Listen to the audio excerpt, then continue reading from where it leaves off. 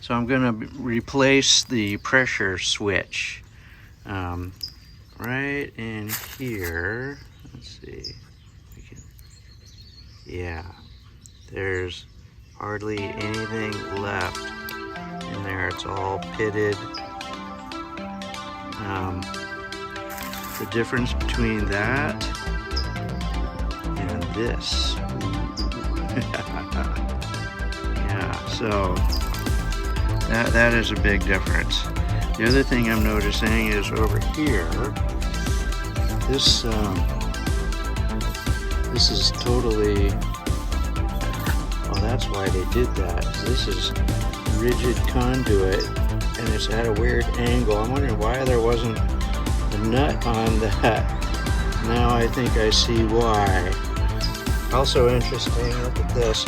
There's a ground wire, but it's loose, it's not attached. So anyway, we're gonna undo this and see if we can't get it going again. Well, you know how projects always take longer and get more involved than you thought they would. And this one was no exception. What I found was that the reason there was no nut there is because this thing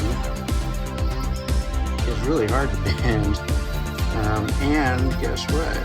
It was completely rusted out at the bottom. So not the best fix, but I at least covered that whole thing. Oop, hey, it just clicked off. Sweet. 50 right on the button. Nice.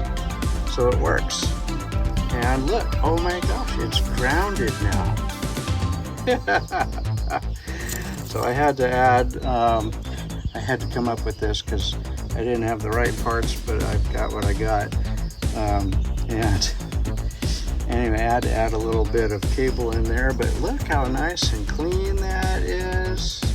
Oh my goodness. A beauty, a thing of beauty. And it works, so yay.